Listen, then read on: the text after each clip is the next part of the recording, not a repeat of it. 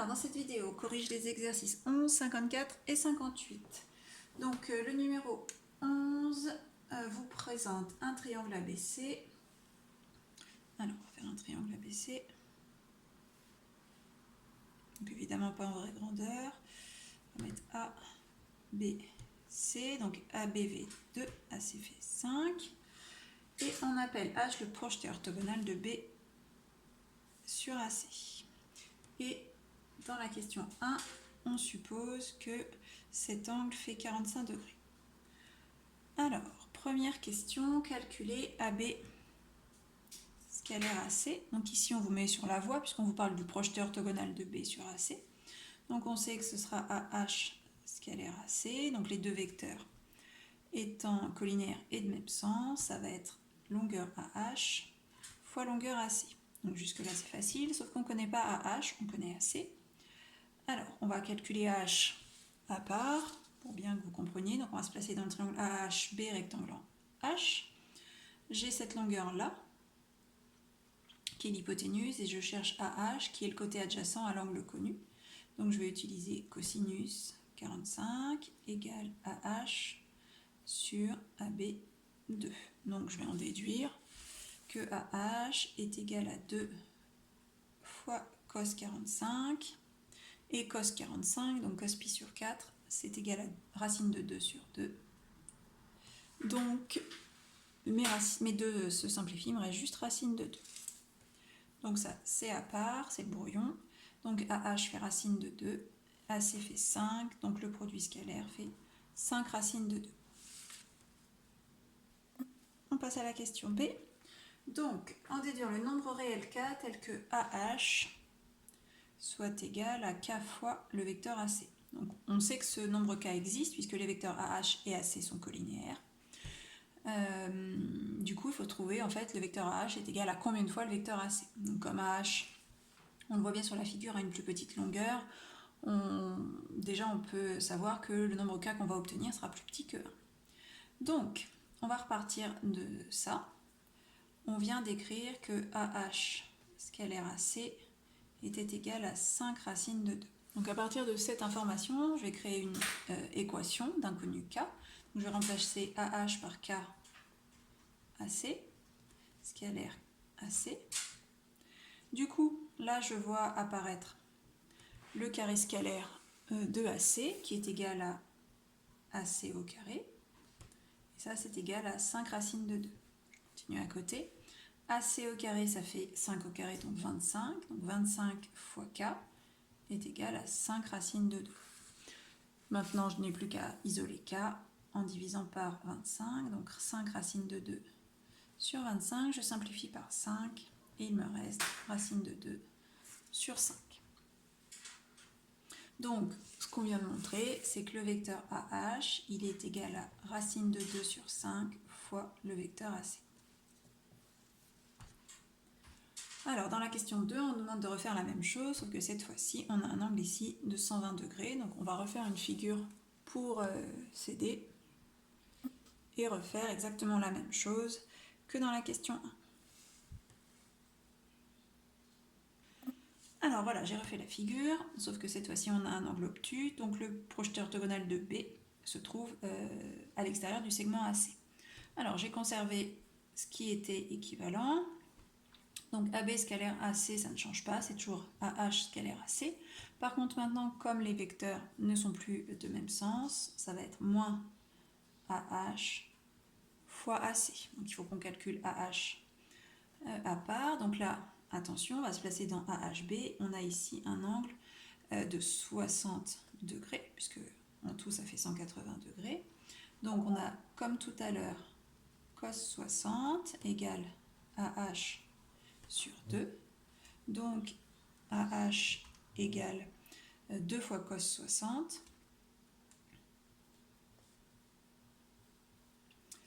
Je ferme pas la parenthèse. Et cos 60, on sait que c'est 1/2. Donc 2 fois cos 60, 2 fois 1/2, ça fait 1. Du coup, ça va faire moins 1 fois 5, donc moins 5.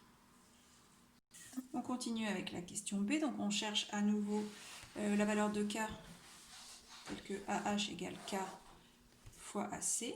Donc on sait que cette fois-ci, K sera négatif, puisque les vecteurs sont collinaires et de sens contraire. Donc je repars de là. Donc, ça fait K... Alors, attendez. On va le mettre là. AH scalaire AC. Ce qu'on vient de montrer, c'est que c'était égal à moins 5.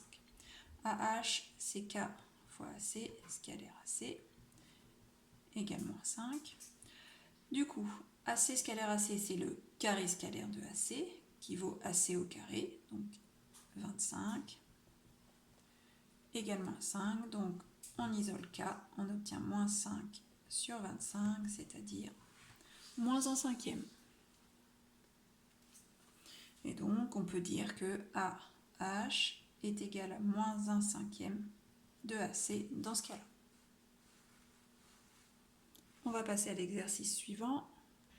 Donc, dans ce 54, on a un triangle ABC avec cet angle-là, aigu. H, le projeté orthogonal de B sur AC, K, celui de C sur AB. Alors, première question, montrer que AB scalaire AC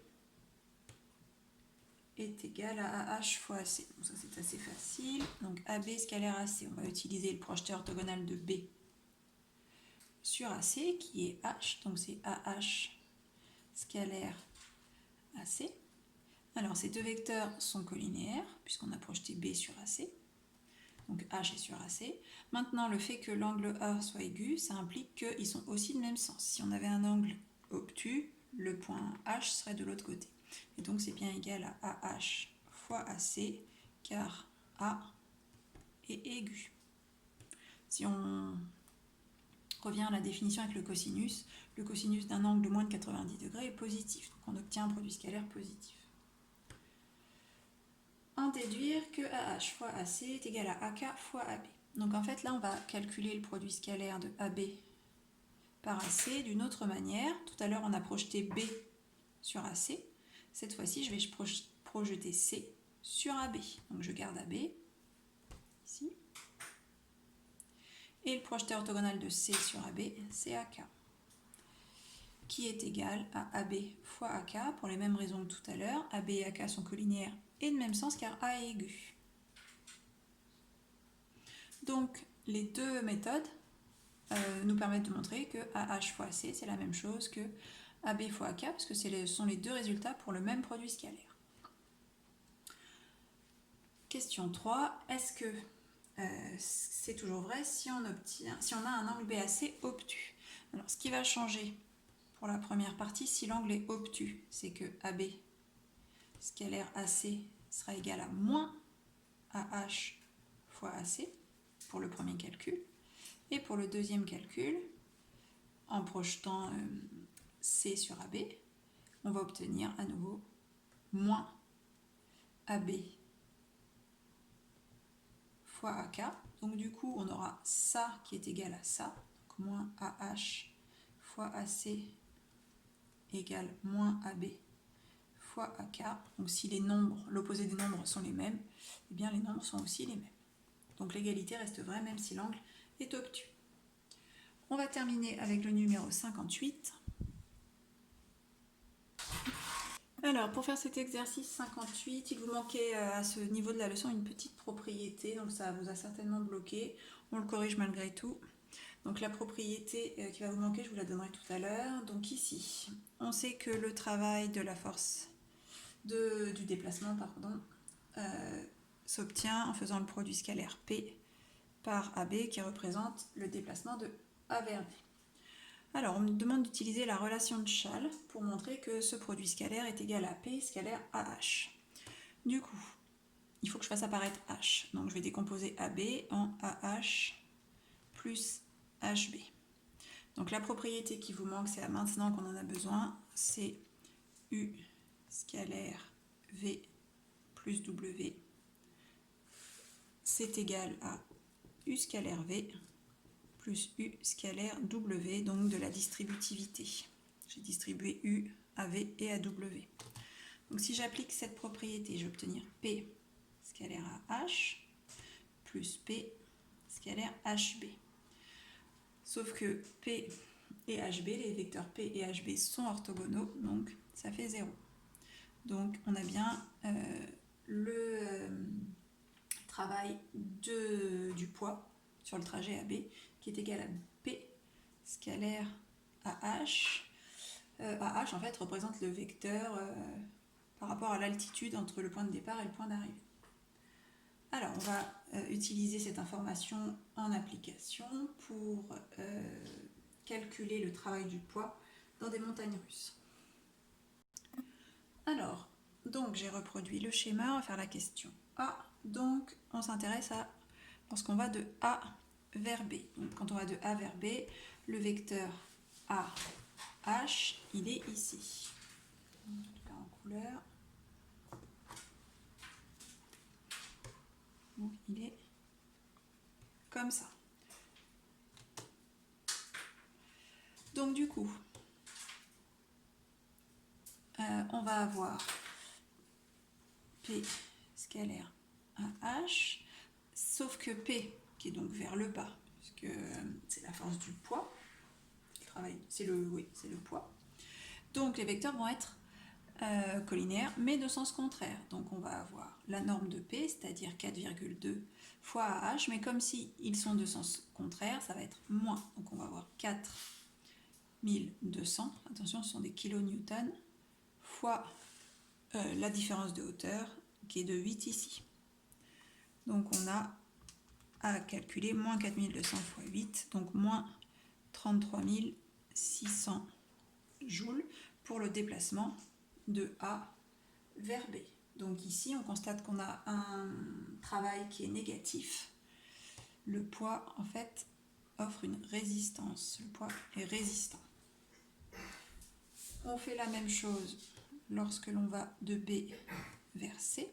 Donc le travail BC, c'est égal à P scalaire. Alors je ne vais pas mettre AH ici puisqu'on part de B, mais BH. Donc ici, on va de B vers C, pardon. Donc le vecteur BH, il est comme ça. Donc on voit bien que P et mon vecteur BH sont de même sens. Donc je vais avoir juste à faire 4200 fois la longueur de ce vecteur qui est de 12. Ce qui fait donc 4200 fois 12, 50 400 joules. Donc ici, le travail est positif, il est donc moteur. Le poids aide dans la descente. Ensuite, on va faire la même chose de C vers D. Donc le travail lors du déplacement de C vers D est égal à P scalaire CH. Donc CH va être comme ça, dans ce sens-là. Donc dans le sens contraire, donc ça va être moins 4200 fois la différence de hauteur entre C et D, donc fois 2.